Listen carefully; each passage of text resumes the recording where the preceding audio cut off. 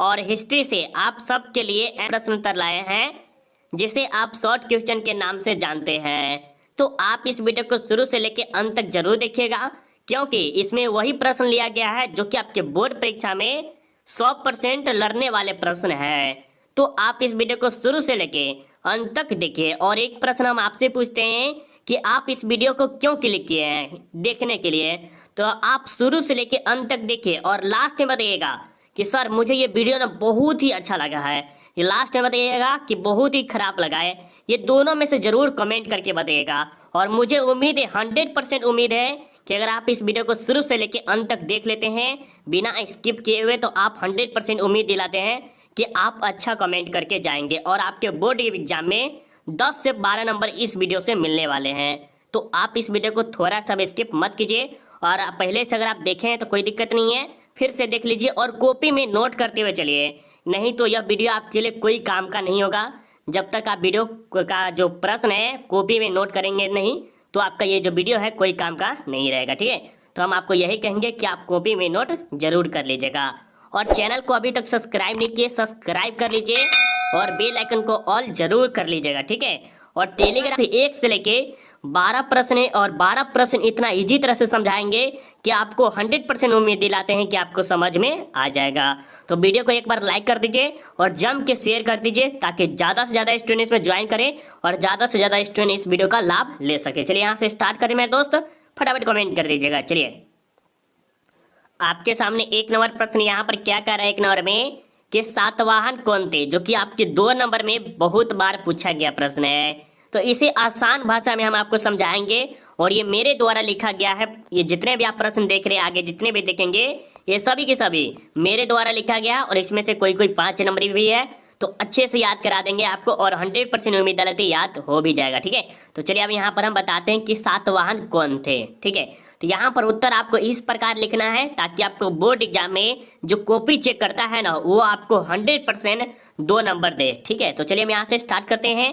तो सातवाहन एक प्राचीन काल में आए राजवंश थे, जिसने 200 साल शासन किया। मौर्य वंश के काल में सातवाहन की स्थापना की गई थी। सातवाहन का अर्थ होता है 7 पीढ़ियों का वाहन।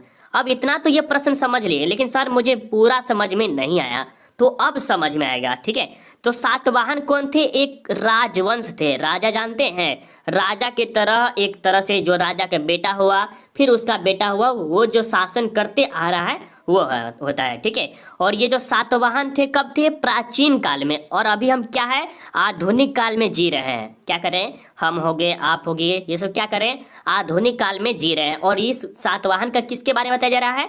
प्राचीन काल, मतलब कि पुराने जमाने में। ठीक है, और ये कौन थे? राजवंश थे, जिसने कितने 200 साल। अब सोच सकते हैं जो व्यक्ति, मतलब कि जो सातवाहन है, कम से कम 200 साल शासन किया। अब कितना बड़ी बात है, अब सोच सकते हैं। 200 साल बोलने में छोटा शब्द लगता है, लेकिन अगर देखिएगा, अगर टाइम बिताइएगा तो ये बहुत बड़ा सती है। ठीक है, तो ये समझ लीजिएगा। और ये सातवाहन है, ये मौर्य वंश के काल में सातवाहन की स्थापना की गई थी। और ये भी पूछा जा सकता है कि सातवाहन की स्थापना कभी थी? तो मौर्य वंश के शासन काल में की गई थी। और सातवाहन का अर्थ क्या होता है? सातवाहन का अर्थ होता है 7 पीढ़ियों का वाहन। 7 पीढ़ियों का अर्थ का मतलब क्या हुआ कि इसका बेटा, उसका बेटा, उसका बेटा, फलना के बेटा, वो मतलब उस प्रकार के से चलता है। जैसे यहाँ पर हो गया, यहाँ से हो गया, यहाँ से, मतलब कि लाइन बाय लाइन चलता है, उसे हम सातवाहन कहते हैं। ठीक है, तो ये प्रश्न मुझे उम्मीद है कि आपको 100% समझ में आ गया। यस या नो? चलिए आप सब कमेंट कर दीजिएगा यस या नो। चलिए बहुत अच्छा मेरे दोस्त कमेंट आ रहा है, बहुत बढ़िया। एमडी हो गया, आपके बता दे राखी हो गया, बहुत गजब आप सबका कमेंट आ रहा है।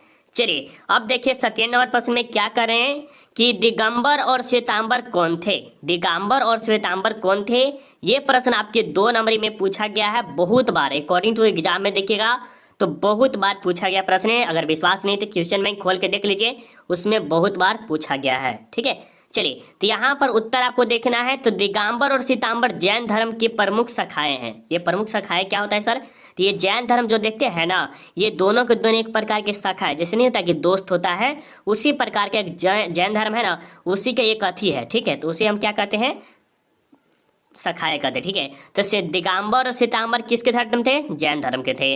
इसका विभाजन कनिष्क के काल में हुआ था। मतलब कि जो श्वेतांबर और दिगंबर जो है, इसका विभाजन किसके काल में हुआ था? तो कनिष्क के काल में हो गया था। दिगंबर का अर्थ होता है कि नग्न वस्त्र, न वस्त्र धारण, अर्थात कि जो पहले साधु लोग थे वह नंगे रहते थे। अब समझाते हैं थोड़ा सा क्या होता है सर। ये जो दिगंबर मतलब समझते हैं, जो व्यक्ति कभी वस्त्र नहीं पहनता हो, वस्त्र मतलब क्या हो, जो कपड़ा उपड़ा होता है ना, वो कभी पहनता ही नहीं हो, तो इसका दिगंबर का अर्थ होता है। वहीं पर बात करें तो उसे दिगंबर कहते हैं। श्वेतांबर का अर्थ होता है कि पहले के साधु लोग सफ़ेद वस्त्र पहनते थे, उसी को श्वेतांबर कहते हैं।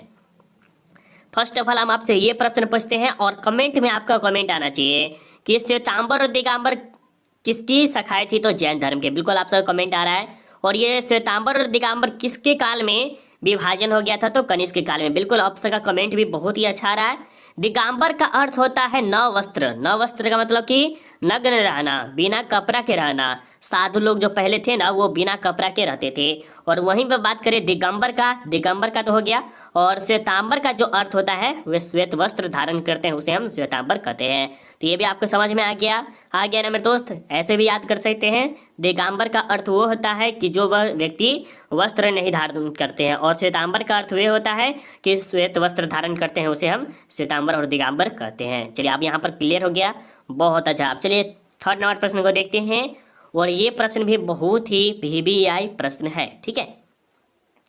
यहाँ पर देखिए क्या करा, इतिहास लेखन में अभिलेखों का क्या महत्व है। इतिहास लेखन में अभिलेखों का क्या महत्व है, इसके बारे में बात करते हैं। तो यहाँ पे क्या करा है कि इतिहास लेखन में अभिलेखों का न होना अति महत्वपूर्ण है। क्या है? इतिहास लेखन में अभिलेखों का होना अति महत्वपूर्ण है। इतिहास लेखन अभिलेख का क्यों होना महत्वपूर्ण है? देखिए, क्योंकि इसमें हमें प्राचीन सभ्यता, संस्कृति, रीति रिवाज, परंपरा, राजा महाराजा, खान पान के बारे में जानकारी मिलती है। अतः इतिहास लेखन में अभिलेखों का होना अति महत्वपूर्ण है।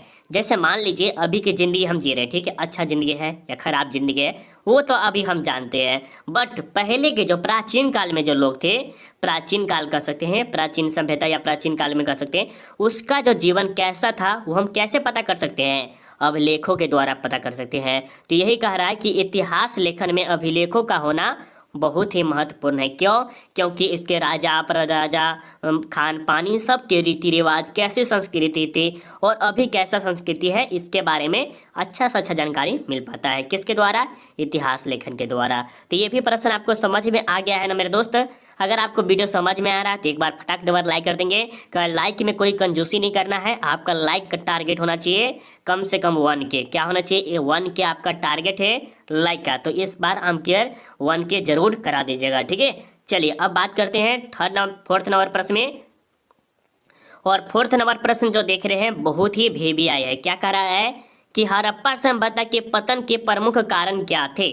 हड़प्पा सभ्यता जो कि कभी ना कभी हर साल, ऐसा कोई भी साल ना हो कि नहीं पूछा हो, तो इसे MVBI से भी MVBI मान सकते हैं। इतना इम्पोर्टेंट प्रश्न है। तो इस वीडियो को अच्छा से देखिए और दिल थाम के देखिए और कॉपी में नोट कर लीजिएगा बाद में। चलिए, हड़प्पा सभ्यता के पतन के निम्नलिखित कारण थे। सबसे पहले एक में है, हड़प्पा सभ्यता के लोग को पानी बहुत कम मात्रा में मिलती थी। ये जो हड़प्पा सभ्यता के जो लोग थे ना, उसको पानी नहीं मिलती थी, भरपूर मात्रा में पानी नहीं मिल पाती थी, थोड़ा थोड़ा पानी मिलता था। इसके कारण भी इसका विनाश का हो सकता है। दूसरा कहना है कि विद्वानों का कहना है कि भूकंप के कारण भी हड़प्पा सभ्यता का पतन हुआ। सही में वहाँ पर प्राकृतिक कारण मतलब कि थोड़ा सा जो बाढ़ उठ का भी था, तो वहाँ से भी हो सकता है। वहाँ पर नदी भी था, मतलब कि नहीं जानते हैं, सिंधु नदी था, रावी नदी था, ये सभी के सभी नदी था, उसके कारण भी क्या हो सकता है? भूकंप आया होगा, बाढ़ उठाया होगा, तो उसके कारण भी विनाश हो गया होगा, ठीक है। उसके बाद कहना है कि कुछ लोगों का कहना है कि सिंधु घाटी की सभ्यता में नदी को दूसरी ओर तरफ मोड़ दिया गया था। मतलब दूसरी तरफ क्या है, जैसे मान लीजिए ये सीधो चल रहा है, ठीक है, और इसको इस साइड मोड़ दिया तो क्या हो गया? दूसरी तरफ, उसके कारण भी हड़प्पा सभ्यता का पतन हो जाएगा। मान लीजिए कोई पानी आपको मिल रहा है और वो पानी मिलना ही बंद हो जाएगा, तो अब क्या होगा? आप मर जाइएगा। अब देखिए फिर कह रहा है कि कुछ लोगों का कहना है कि आर्य लोग आए और हड़प्पा सभ्यता के लोगों को मारकर खत्म कर दिया। और क्या कहना है कि बहुत विद्वान लोगों का भी कहना है कि आर्य लोग, आर्य मतलब क्या होता है कि क्षत्रिय लोग जैसे होते हैं वो मारपीट करने में सक्षम बहुत ज़्यादा होते हैं, तो वो लोग आए और हड़प्पा सभ्यता के लोगों को मारपीट कर पूरा का पूरा खजाना लूट के चले गए। तो ये कुछ 4 पॉइंट थे। 4 पॉइंट अगर आप लिख देते हैं तो किसी के बोर्ड में मजाल नहीं कि आपको 2 नंबर देने से रोक दे। ठीक है, तो हम यही कहते हैं। ठीक है, अब चलिए आगे चलते हैं, ये भी प्रश्न आपको समझ में आ गया होगा। अब बात करते हैं 5 नंबर प्रश्न में, और यहाँ पर देखिए सिंधु घाटी सभ्यता की सिंधु घाटी सभ्यता की नगर योजना के बारे में लिखे। नगर योजना के बारे में ये आपको 5 नंबर में भी पूछा जाता है, लेकिन इस वीडियो में आपके लिए 2 नंबर का ही रखा गया है। अगला वीडियो जो आपका होगा वो 5 नंबर का होगा। अगर आप चाहते हैं, यहाँ पर देखते क्या करा कि सिंधु घाटी सभ्यता में 2 शहरी नगर मिला था। कितने थे? 2 कितने? 2 याद रखिएगा। सिंधु घाटी सभ्यता में कितने शहरी सभ्यता थे? 2, जिसका नाम है, एक का हड़प्पा, एक का नाम क्या है? हड़प्पा, और दूसरा का नाम क्या है? मोहनजोदड़ो, जो वर्तमान में पाकिस्तान में है। जो वर्तमान में कहाँ है? पाकिस्तान में। हड़प्पा सभ्यता और मोहनजोदड़ो में बहुत से सामान प्राप्त हुए हैं, जो इस प्रकार है: पत्थर, मूर्ति, मिट्टी के बर्तन, स्नानागार, अनागार, गलिया आदि। देखिए एक कहावत समझिए, इसमें बहुत ही अच्छा है। देखिए ये प्रश्न हम थोड़ा सा और रिपीट हम कर देते हैं तो आपके लिए और अच्छा होगा। ठीक है, देखिए क्या कह रहा है, ये जो सिंधु घाटी सभ्यता है ना, जिसे हड़प्पा सभ्यता भी कहा जाता है, फर्स्ट ऑफ ऑल ये याद रखना है।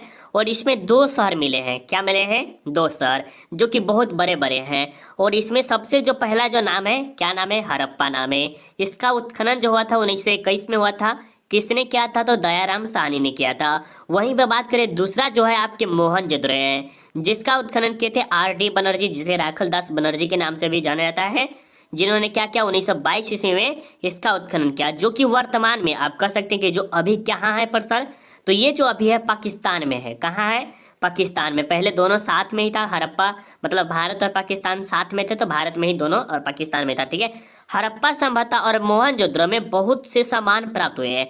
और ये जो हड़प्पा देख रहे हैं और मोहनजोदड़ो जो देख रहे हैं, यहाँ पर बहुत सारे सामान प्राप्त हुए, जैसे पत्थर, मूर्ति, मिट्टी के बर्तन, स्नानागार। और स्नानागार सबसे इम्पोर्टेंट है इसमें, जो कि मोहनजोदड़ो से मिला है। ठीक है, स्नानागार भी मोहनजोदड़ो से मिले हैं। ये ज़्यादा खासकर आप जो चीज़ मिले हैं वो मोहनजोदड़ो से ही मिले हैं। ठीक है, तो यहाँ तक आपको मेरे ख्याल से समझ में आ गया। अब बात करती है यहाँ पर आपके सामने 6 नंबर प्रश्न है कि अकबर की भूमि बंदोबस्त प्रणाली का मूल्यांकन करे या विवेचना करे। ये जो अकबर है वो भूमि के बारे में बताया गया था, तो इसके बारे में कुछ बताइए। तो अकबर का जन्म अमरकोट के सिंध पाकिस्तान में हुआ था। ये जो अकबर है वह कहाँ का निवासी था? पाकिस्तान का।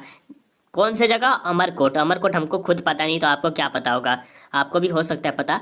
अकबर के काल में भूमि सुधार प्रणाली सबसे अधिक रही है। ये जो अकबर है ना, वो क्या किया, सबसे ज़्यादा जो भूमि होता है ना, कि किसी भूमि पे कब्जा उब्जा कर लेना, तो उसको सुधार करना, मतलब उसे व्यवस्था अच्छा सा कर देना। ठीक है, अकबर ने 1581 ईस्वी में भूमि सुधार प्रणाली की स्थापना की थी। अकबर ने भूमि बंदोबस्त प्रणाली की निम्नलिखित आवश्यकताओं की पूर्ति की। भूमि सुधार अकबर के काल में ही हुआ था। आपसे ये भी प्रश्न बहुत बार पूछा गया है कि भूमि सुधार किसके शासन काल में शुरू की गई थी? तो अकबर के काल में। और इसकी शुरुआत कब हुई थी? तो 1581 ईस्वी में। याद रहेगा ना, ये 2 पॉइंट जरूर याद रखिएगा कि भूमि सुधार किसके शासन काल में की गई थी? तो अकबर के। और इसकी शुरुआत कभी थी? तो 1581 में। तो बहुत बार पूछा गया है, याद रख लीजिए। भी आई है। चलिए, याद हो गया ना मेरे दोस्त, ये भी प्रश्न आपको याद हो गया होगा। ठीक है, चलिए अब आपके सामने 7 नंबर प्रश्न है।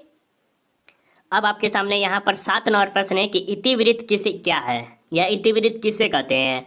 ठीक है, किसी तरह से प्रश्न पूछेगा ना तो आपको उत्तर देना है, ऐसा नहीं कि उत्तर छोड़ देना है। यार क्या गजब हाल करोगे, ऐसे नहीं छोड़ना। ठीक है, चलिए यहाँ पर उत्तर में देखिए कि इतिवृत्त का अर्थ होता है पाग। क्या होता है? पाग। पाग सुने हैं? ये हम खुद नहीं सुने तो आप क्या सुनेगा, कहीं सुने होंगे आप भी।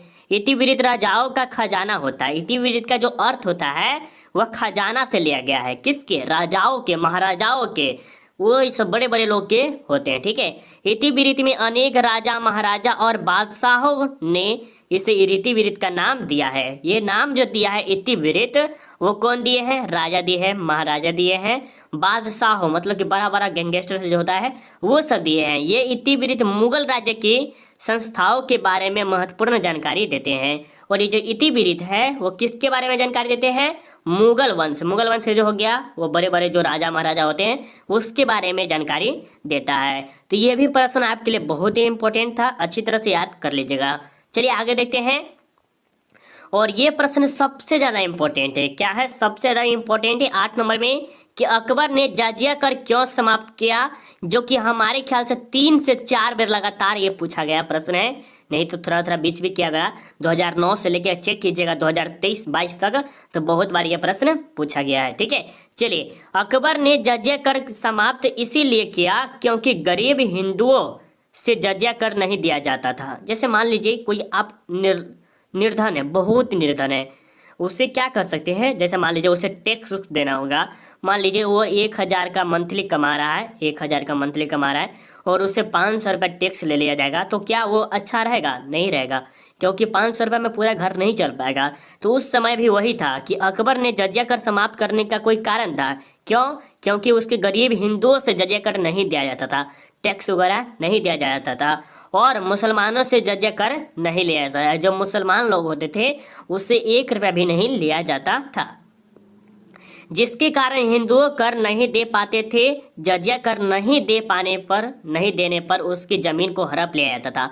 और क्या किया जाता था, जैसे आप टैक्स वगैरह नहीं देंगे तो आपके ज़मीन जो है ना उसे हड़प लिया जाता है, मतलब कि खुद अपने कब्जा में कर लिया जाता था, जिसके कारण हिंदुओं ने मुसलमानों में धर्म परिवर्तन करने लगा, जिसे देखकर अकबर ने जजिया कर समाप्त कर दिया। जजिया 1964 में ये समाप्त कर दिया था। देखिए, सबसे पहले आपको हम समझाते हैं थोड़ा सा, इसके माध्यम से आप अच्छा से समझ पाइएगा। ठीक है, देखिए, पहले क्या था, 1964 की बात है। वहाँ पर क्या हुआ था, जैसे अकबर जो है ना, अकबर ये जजिया कर को समाप्त करने का रीजन था। यहाँ पर ये मुसलमान मान लीजिए, यहाँ पर हिंदू है। ठीक है, हिंदू लिख देते हैं, मुसलमान लिख देते हैं। यहाँ जो मुसलमान जो लोग हैं ना वो खेती बाड़ी करते थे, तो उससे 1 रुपया भी टैक्स नहीं देना पड़ता था। वहीं पर जो हिंदू थे ना वो टैक्स देते थे, आधा देते थे, 50% मान सकते हैं। तो 50% में क्या होगा, और कभी कृषि होता था और कभी कृषि नहीं होता था, लेकिन तभी भी आपको टैक्स देना है। तो क्या होता था, तो हिंदू नहीं दे पाते थे, तो वो धीरे धीरे क्या किया, धर्म परिवर्तन कर लेंगे। जो हिंदू लोग हैं वो मुस्लिम बनने लगे। तो फिर बाद में क्या किया, अकबर को ये देखा नहीं गया, तो उन्होंने क्या किया, उस चीज़ को चेंज ही कर दिया। कब कर दिया था चेंज? ये आपको कर दिया था 1964 में। ये भी प्रश्न बहुत बार पूछा गया है कि अकबर ने जजिया कर कब समाप्त कर दिया था, तो 1964 में ना। कि ये गलत है क्या, ये गलत है या सही है, आप कमेंट करके जरूर बता दीजिएगा। ठीक है, चलिए, अब यहाँ पर बताइएगा कि विजयनगर साम्राज्य की स्थापत्य कला की विशेषताओं को लिखे या उल्लेख करे। क्या कह रहा है, विजयनगर के बारे में, विजयनगर के बारे में बताया जा रहा है। स्थापत्य कला, कला मतलब आर्ट की विशेषताओं के बारे में लिखना है। तो यहाँ पर देखिए बहुत ही अच्छा शब्दों में लिखा गया है कि हम्पी की राजधानी विजयनगर है। कहाँ है? हम्पी की राजधानी विजयनगर है। इसकी स्थापना कृष्णदेव राय ने किया। विजयनगर साम्राज्य की विशेषता यह है कि यहाँ पर अनेक प्रकार के मंदिर थे। ये जो विजयनगर देख रहे हैं यहाँ पर अनेक प्रकार के मंदिर है। अनेक प्रकार के मंदिर का क्या हुआ कि रंग बिरंग का मंदिर हो गया, देव मंदिर हो गया, ये सब मान सकते तो पूरा का पूरा मंदिर है वहाँ पर देखिएगा। तो कृष्णदेव राय ने हजारा एवं विट्ठल स्वामी मंदिर का निर्माण करवाया। विजयनगर साम्राज्य की स्थापना 1336 ईस्वी में हुआ था। और ये विजयनगर साम्राज्य की स्थापना किसने किया था, तो ये भी समझ लीजिए, हरिहर और बुक्का, ये दोनों के दोनों भाई थे। कब के थे? 1336 में किए थे, जो कि 2022 के अकॉर्डिंग में 2021 में यह प्रश्न पूछा गया है कि हरिहर और बुक्का ने विजयनगर साम्राज्य की स्थापना कब किए थे, तो 1336 ईस्वी में पूछा गया प्रश्न है। इसे अच्छी तरह से याद कर लीजिएगा, 2021 में पूछा गया है। ठीक है, चलते हैं यहाँ पे 10 नंबर में देखिएगा। यहाँ पर क्या कह रहा है कि वीर कुंवर सिंह का एक संक्षिप्त परिचय दे। मतलब वीर कुंवर सिंह के बारे में आप जो भी चीज़ जानते हैं वो आप दिल खोल के बता दीजिए। ठीक है, तो वीर कुंवर सिंह का जन्म 13 नवंबर 1977 को बिहार के भोजपुर जिले के जगदीशपुर गांव में हुआ था। ये याद रखिए, जो वीर कुंवर सिंह है वो बिहार के थे। फर्स्ट ऑफ ऑल कहाँ के थे? बिहार के थे। बिहार के कौन से जिले के? भोजपुर। भोजपुर आप बहुत स्टूडेंट जानते भी नहीं होंगे।